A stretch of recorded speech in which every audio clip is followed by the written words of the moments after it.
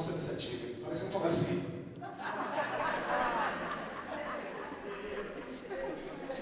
Unakukula leo what afaje for Spanish ngora mkonto nathi ubalo luthabisiso une ability yakhe after having done this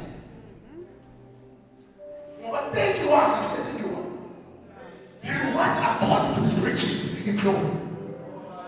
He does not reward according to the standard of our day. No one's not called punishment to not how mass which we able to do that.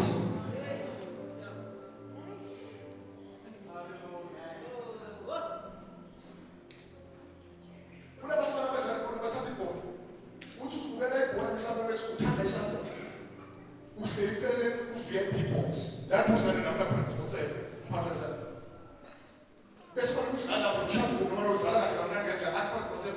We have some fees for something, money, man, I can let's say, he said, our money 50 and the Wilson.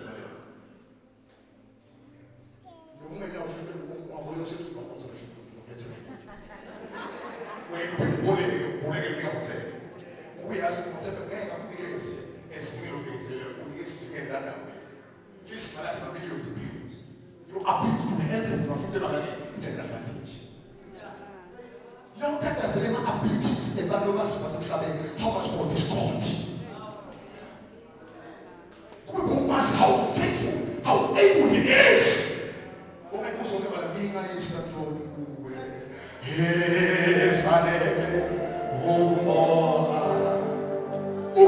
this one you don't know his ability. This God is able to let's throw ourselves into him. Let's surrender. Let's be committed to him. He's a faithful God who is able to provide our needs. I left my job and followed him. We asked him instead of regretting, who was responding. Instead of regretting, we are misled. We regret who was responding. But the God for being faithful, there is a level of disease. Because in calling, in toilets and college, how many of this and this kind of the calling is there? I taught for 12 years. In the calling. After 12 years, I had to stop. Say, understand the God is this God is faithful. This God is able. There were certain messages for this. The message to Israel, in the pulpit, even one woman convicted, you cannot be preaching about this. Why you must stay with the woman? When you should compromise, or boys, I was always in the chair. The one who chair man puts him in a corner ways that even when they were Unalea should doubt what you call. You doubt my provision, you doubt my ability. Sustainable man. You must go back. Manu with you. Sustain a general 21, 22. I don't sustain man, I sustain daily. Give us this bag of daily bread. You are not daily, my money.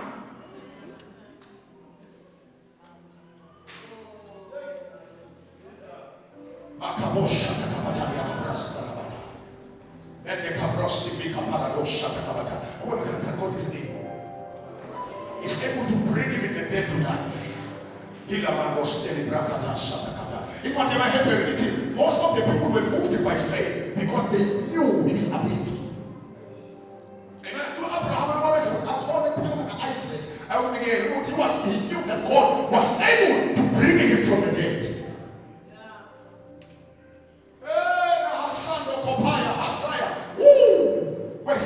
Some people say,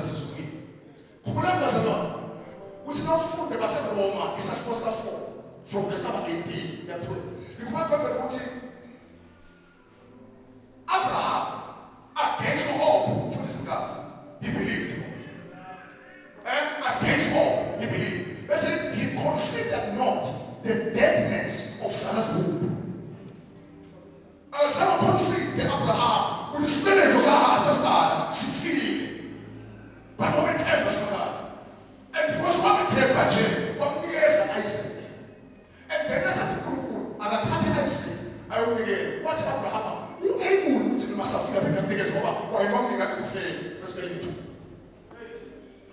Isaac came from the deadness of the womb. No, I said, he can still come back because this God is able.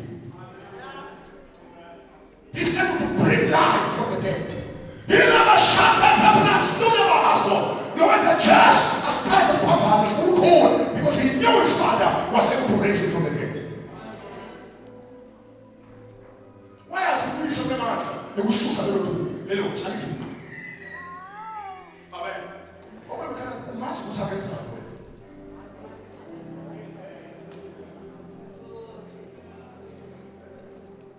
Ngoba nalesi kunasiletha bona kuwe nalendlela vela ngayo uvela ke mfundo mazi ukuthi uable kwenza. This God is able. He's able to bless, he's able to lift, he's able to bless to the uttermost, he's able to save, he's able to promote, able to deliver, able to anoint, able to open the way. Now I was not to have a compromise every way, trying to help him. Yet no must go able. We are women who must already that shall see.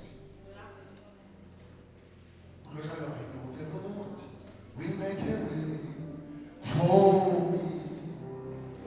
Yes, for me. If I leave the whole night, shun the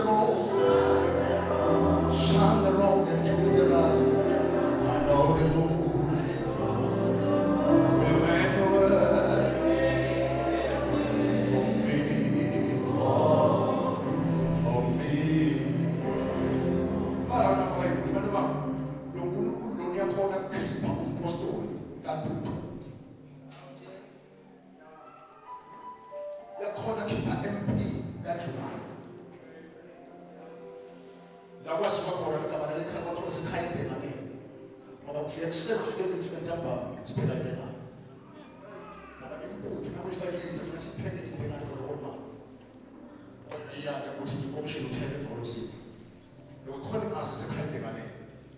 One room song is called 8.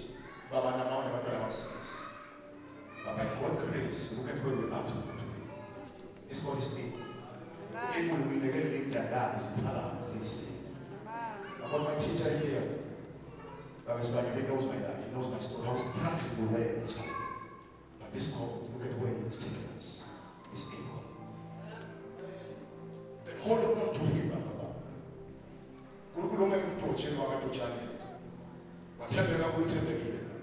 Give it your all. Give it your all to him. Surrender your life to him. Ziyekele zinjini. Ulisi ngani ngaba sempedeni uswana. Ume umbaba waza kukakula kodwa ingane leyingeke. Ithemba ukuthi baba uprotect uable umbaba. Have that mindset before God. With this God is able. Ngone uNkulunkulu angekelela umuntu lo nje alobola umfazi ngolesi 13. Lezi 4 mithi lezi 9p.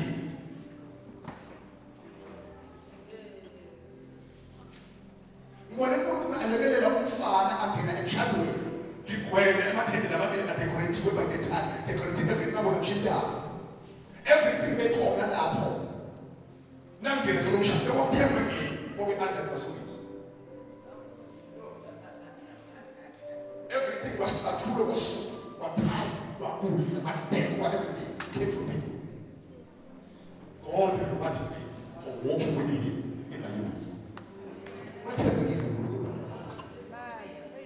He's able. He's able. You must know his ability. I've touched such a God. You must understand his character. You must understand his ability. Let's start. Roman figure 10.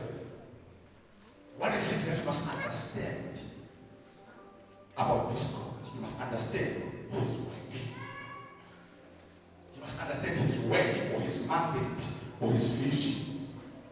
Or you must understand the work of the kingdom.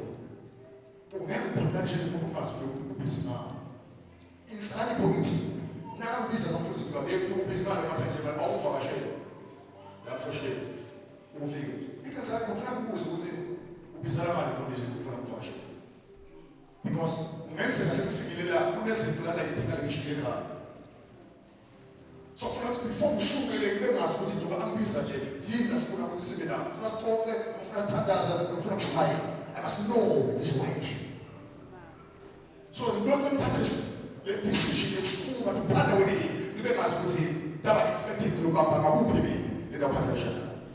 So most believers they will not to fail to partner with God. It's not about the who is now. Amen. Hallelujah. What is the work of the kingdom? Not just from food and general. I never something about the kingdom. The kingdom is about the kingdom, but the what? Practical. What is it? That's what I'm telling you about the movie. Was here is a label and go now people, but Mason was school. What is it that what is about? So in simplest terms was about Kulu Nagasmisa Ustisela a twofold mandate. Nagasmisa Ustisela a twofold mandate. Amen. Nagasmisa Ustisela in class twofold mandate. It's very important to know what is going in the house of the Father. So believers have got a twofold mandate.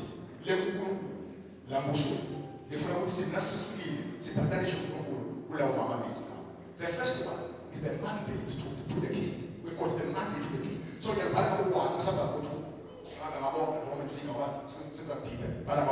twofold mandate to one. We've got a mandate to the king. Believers, for this way. So it's the mandate to the king. All of us, the mandate to the king. And this one is very, very important. But the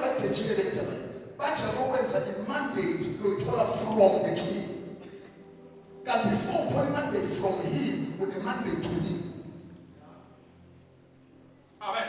As I say, first did not understand this. Which would have gone to a palace when the mandate left the irons and pull the calls.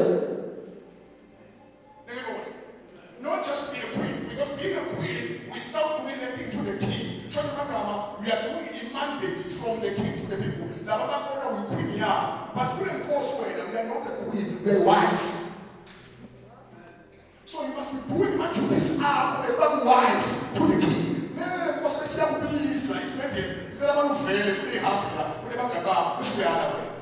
You don't understand your real mandate, that your mandate is to the king first, before the nations. Father, what's my John Globe is so speaking. Now speaking, before this goes out. Would you follow me? I got to follow it. It's first unto him before the things. So the first mandate is unto him. And the mandate unto him is threefold. Number one is total loyalty, surrender, and obedience. In mandate yet, would you see them totally committed, totally surrendered? See the loyal. Let's be obedient to him. That's our mandate to him. See the mandate, they were totally committed to him. See the mandate, they were totally surrendered to him. See the mandate, they were loyal. See the mandate, they were obedient to him. So the first thing of you understand for you to be able to partner with God effectively, as you know, Thomas or effectively, whether the mandate you obey, being totally surrendered to him, totally yielded, giving up yourself to him, totally lost to him, totally married to him, are the first and the last in your life. That's your first mandate, to love him with all your heart, to love him with all your mind. Bible says, just wait up to the let's get you. Let's get you. Told him, we don't call. Wakala, Ugi, we speak, Uband. So the first mandate, Usali, let's figure again, send us money, send them apart. Panda meaning that he's never younger, and when I'm younger, I'll walk about. We should panda. But in order to operate, you can't be. is to love me, is to obey me, is to worship me, is to be surrendered to me. It's the mandate umthanda uJesu. It's the mandate umkhonza uJesu. Singabaphathi bemfihlakalo, singabakhonza izikhonzo evangeli, bantu ababasazi. Our first mandate is to worship this God. Is to be worshipers of this God. Amen. That is the mandate of God. It's the mandate of God. Umfuna kusukala, umthanda, umlalela, umhlonipha, umlandela. I'm telling you, these notes are very powerful. The order, the sequence of our partnership.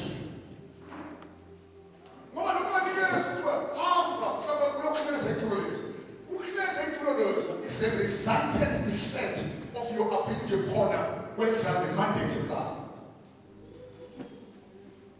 As I for this. Now for the church, after Peter had given up, but when I'm going to do follow. And then Peter, watch it, gave me an open fish. I'm going to lose very much. So that there is a shame of profession said. I started living and now I'm feeling since I'm living and what I did, my boy said, I can't develop. Church number 2. How about you? The son of Jesus. What kind of act you got about Mama? Amen. You must say, I'm going to say, gentlemen, is much on the right hand side. My Bible fish is in there. Oh, Bible. Let me say, Jesus was a petrol. We have time. Okay, the love is me. Now, what that is, you will in time. You will come over. Petrol. We have time now. You will in time. Walk less in Petrol. We have time now. You will in time. For the dead time, you will less in even the body. Now we have time so called because the mandate in God, they unto me, then the mandate is me, unto outside. The first mandate is unto God. Every believer, as a pen, as we said, which no good Lord, Miss is on the is on Tanda, is on Consa, is on the land. Pastor, no mandate lay, we have figured, give me no mandate.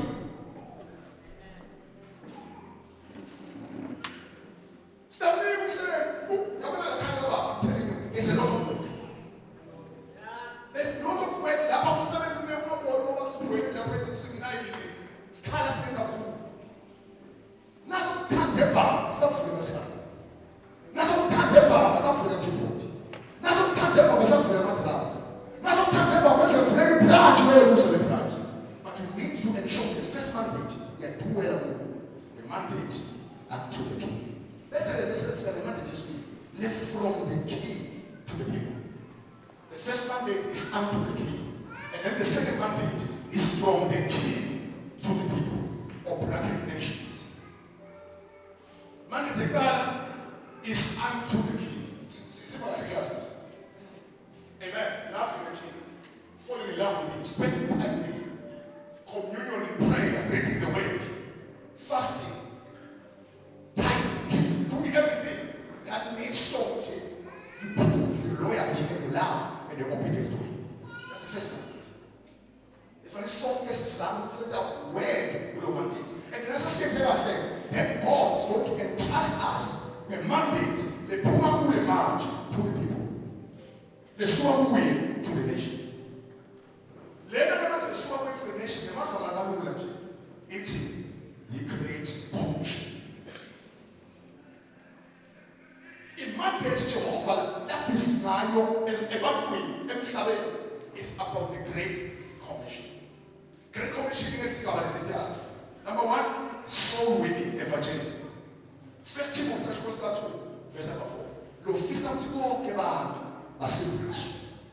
Ma finire che la servizio. God's work, God's forecast into the nation is the winning of the lost. It's salvation. But when I'm told you are friend the perfect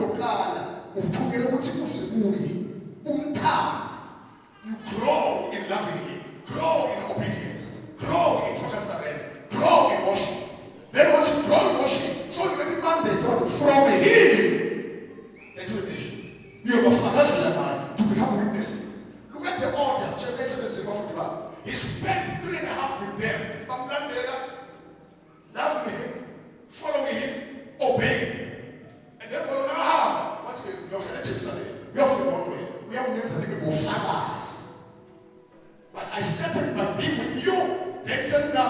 seniyasuka kimi sengikhiphele isonke manje ukuthi ngiyokubuya isivuno ekhaya yabasala uNkulunkulu ubhizi ufuna imphefumulo so everyone wesindisiwe lo laba nje ufuna azi ukuthi sishiyashiyeleke ngani laba nje sifuna umphefumulo simele sikuthole lo mphefumulo unganikeli ungeke sikuthole lo mphefumulo ungathathi ungeke sikuthole lo mphefumulo ungaphili ungvele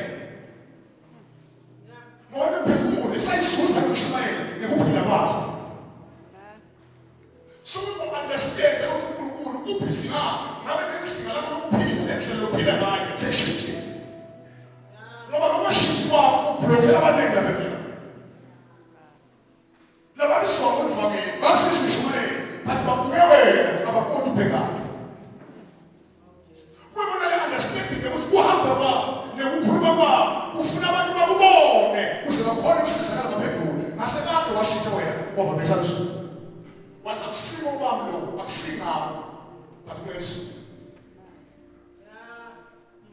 that understanding lebekanayo uJoseph niyo lemenza wa-endurisha all the things that he endured wazi ukuthi nakathiwa mina ngiyafuma namhlanje ulala kukaPotiphar I will be excited to be happy for some few time losing this thing lefuna ukuthi ngayisiza sisu wathi akusingami kumele into ngiphethe akusingami kumele mandithe uNkulunkulu ngamanye ngibonakala ngifeyila ngamanye ngibonakala ngilibele ngamanye ngibonakala ngigwaqe ngamanye ngibonakala sedluleni kodwa as long as ngisulu ngizawukhona.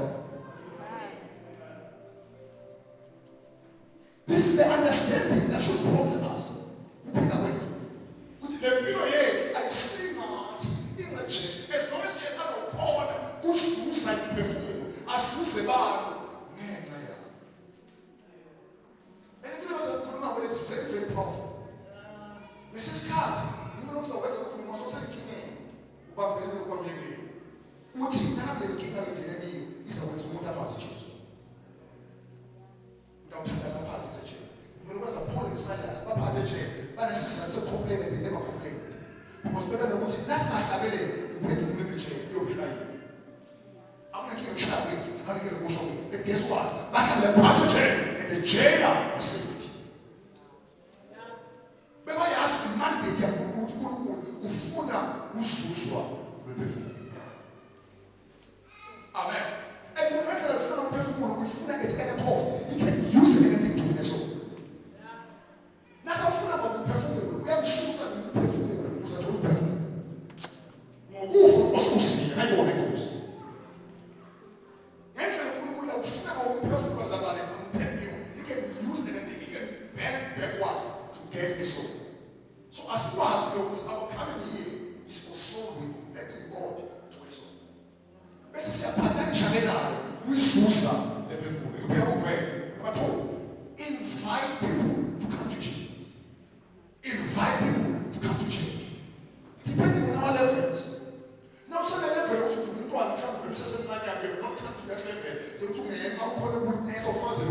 The best thing we can do now is to invite the person as your friend to join you in church.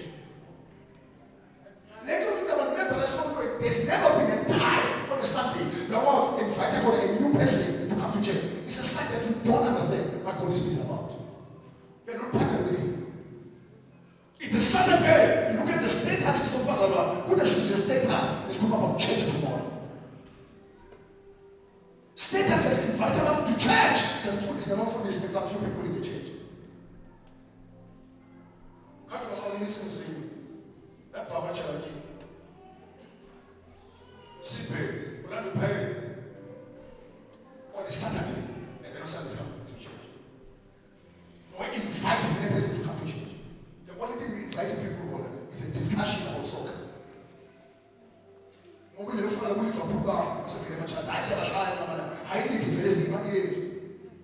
never place anything that invite people to Christ.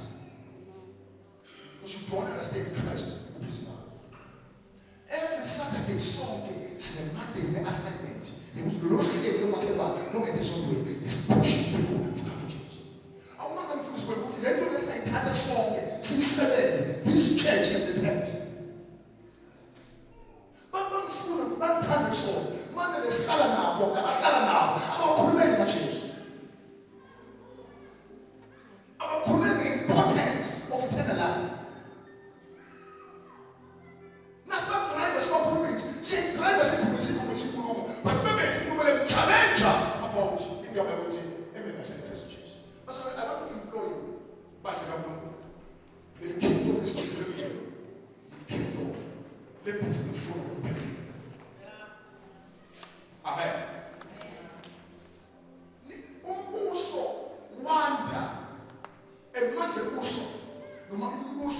expanded beyanda ngikuconquerisha other kingdoms.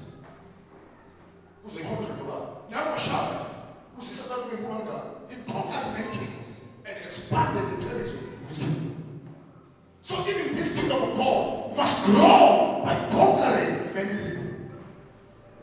Lo mbuso usimama nesinobo, usimama nabantu. Nama bekuvela sifo, mhlawumbe kunesifo sekanje, uhulumeni akhiphe imali ukuthi ahamba ofasini mhlawumbe bajovela labantu. There can be no kingdom, there can be no nation without people. The strength of any kingdom is in the numbers of the people. So government will go attempting to preserve the lives of the people. So let's go out there and win the souls and come back to the house of God to strengthen the force of the kingdom. Most of the weekend when we are few inside and there are many outside. Let's win as many as we can. Let's read. So and the economy is dependent upon the taxes of the people, citizens.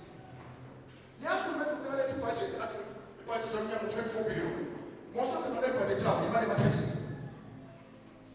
We make the Muslim, we make the elite. Now budget we make the swag and social at the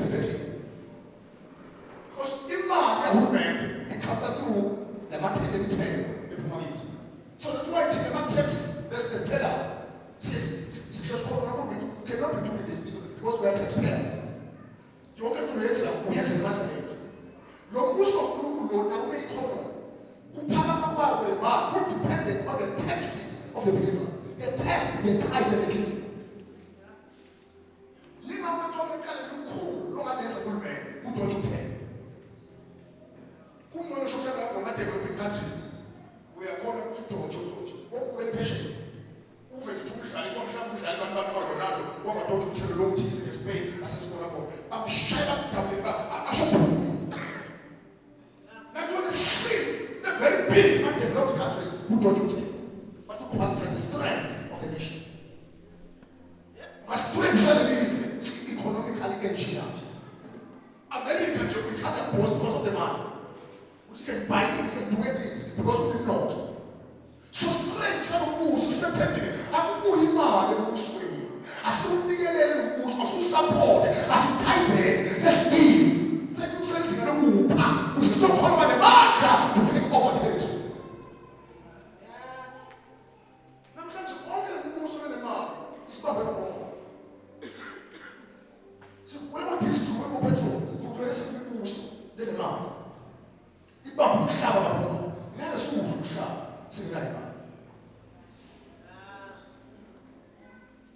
The church need to understand that with your failure to partner with God in the giving of the word of God,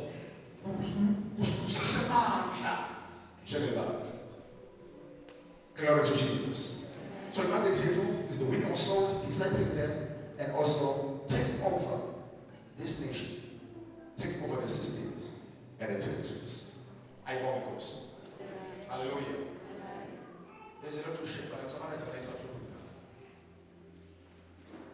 Who can partner with God effectively? Who can partner with God effectively? And if the lesson to listen, my time is 10 minutes to 1. By 2 minutes to 1, I should be done. Amen. It's very important to know it's not all people attending church that can partner with God. Amen. When it comes to partnering with God, God does not partner with everyone. He becomes picky.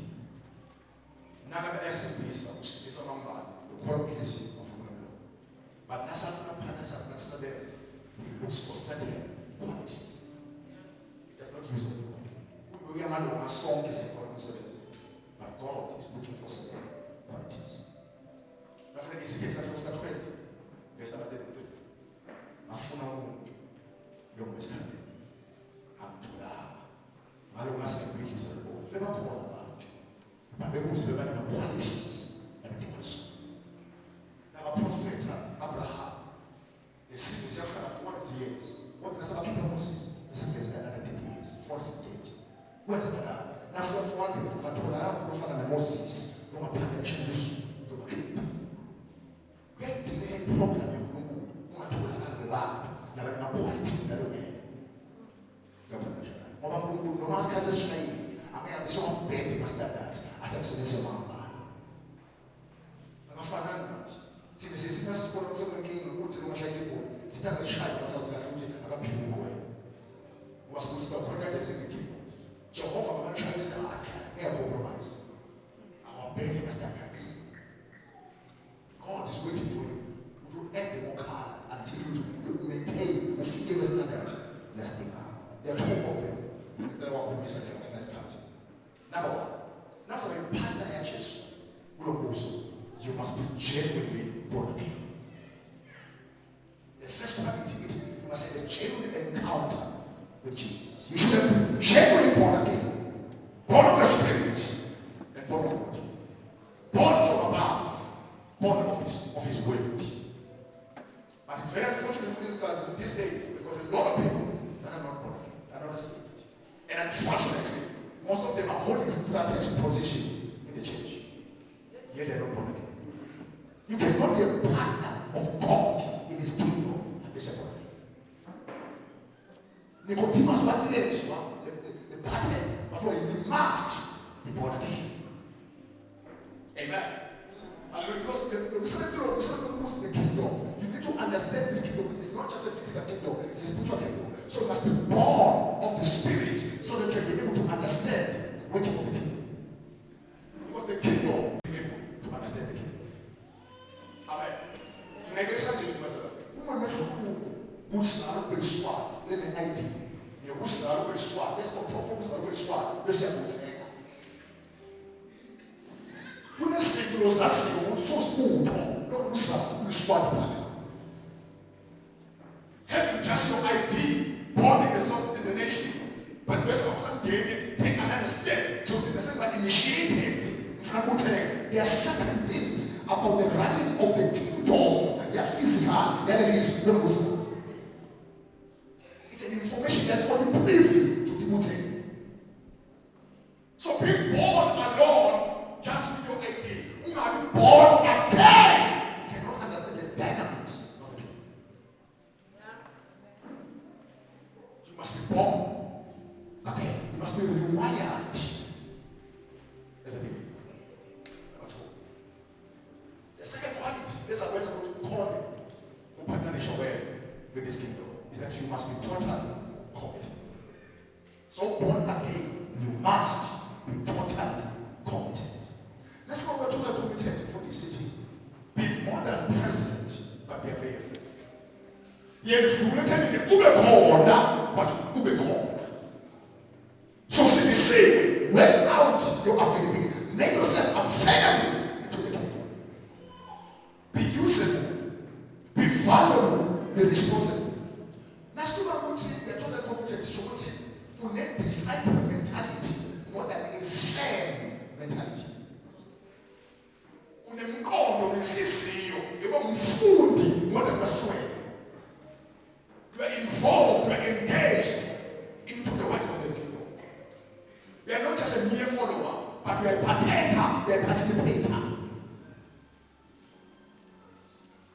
Amen. We are in the series on being a disciple of Jesus Christ. Amen. I was looking at John chapter 15 with Jesus. And he gets up, got another gate. We'll take you from the Bible. Amen.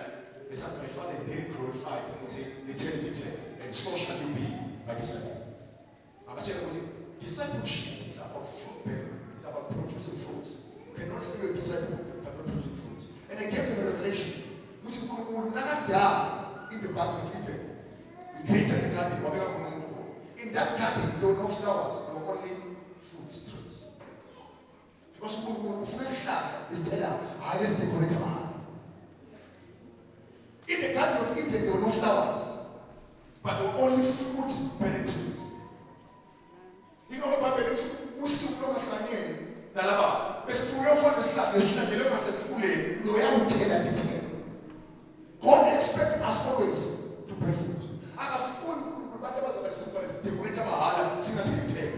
don't come to the kingdom to become a flower. You must be a tree that bears fruit. Man, very soon see one of flowers in the church. Different colors, different colors. It looks beautiful, but there's no fruit. What's so natural? Without fruit. But you see patience for carrying walk so the parts of the person. Well, it should not be a tree that can be somehow without any fruit. You must be totally committed, producing fruits into the kingdom. Designing, which will take the table. That moves. Make yourself to be available more than present. Amen.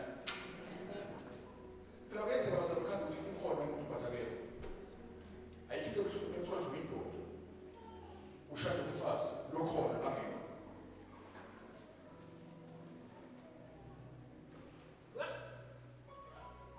Umehlo soshadile ungafana nososhadi. Ilaji usayibuka khona nomama semakithi ukuthi usho umfazi. Ovela ubhuka umusha masoshadile sozabuka. Ephelwenyanga afuna nohola kurejuze imali elamachikitas bewathathele abafazi. Ukuthi khona kudla ngelaji usho umfazi endlini. Ufika uJoji kwakho ukuthi mana kwenzele uphambili akuneze into. Ukhona abeke. Yebo ukhona uyayaloza. Kwamasidiya nje baleni bathake umfazi.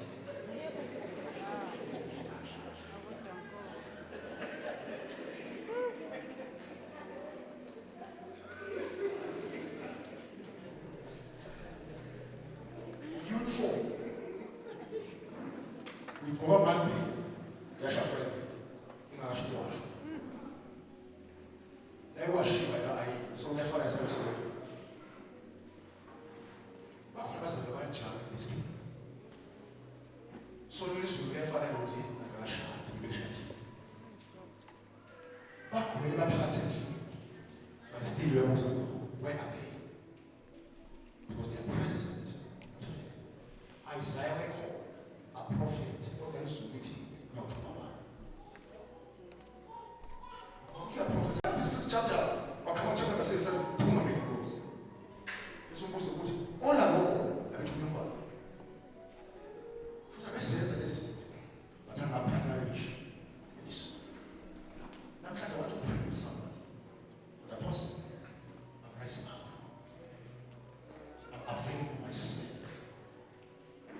I want to partner with God. Let's take off it. Let's say something. Lord, whatever you do in this season, don't do it without me. Don't do it without me. Lord,